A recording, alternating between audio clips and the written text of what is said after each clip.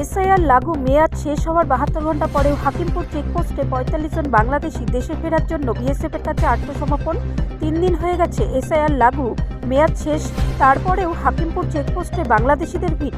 উত্তর ২৪ পরগনার বসিরহাট মহকুমার স্বরূপনগর থানায় হাকিমপুর লাগাতার বাংলাদেশের অনুপ্রবেশকারীরা ভারতে প্রবেশ করার পর হাকিমপুর সীমান্ত এলাকা দিয়ে ফেরার চেষ্টা করছেন। ১১ই ডিসেম্বর ৫টি রাজ্য এসআইআর জারি হওয়া লাগু শেষ হয়েছে, ছবিটি একটুও বদলায়নি।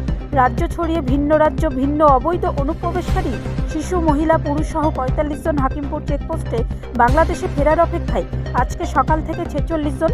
চলতি মাসের শুক্রবার অর্থাৎ ১১ই ডিসেম্বর এসআইআর মেয়াদ শেষ হওয়ার পরে সীমান্তে বাংলাদেশিদের ভিড়। ৪৫ জন বাংলাদেশি অনুপ্রবেশকারী বাংলাদেশে ফেরত যাওয়ার জন্য সীমান্ত এলাকায় এসে ভিড় জমিয়েছে।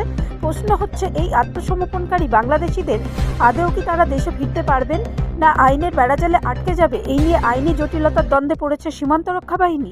কোন আইন প্রক্রিয়ায় বিএসএফ তাদেরকে বাংলাদেশে ফেরাচ্ছে নিয়ে একাধিক প্রশ্ন উঠছে।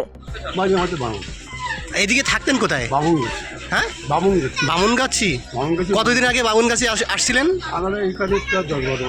১০-১২ বছর। আরো বেশি কাগজপত্র আছে? কিছু কাগজ একমাত্র আধার কার্ডটা যা করতে পেরেছিলাম হ্যাঁ, আর কিছু করতে পারিনি। এখানে আমরা ডাক্তার দেখা যাই হারিয়ে দিই, ডাক্তারের হসপিটালের কাগজপত্র সব কিছু দিই। তো কোনো কাগজপত্র তো মানে আধার কার্ড আছে, শুধু আধার কার্ড, আর কিছু নেই।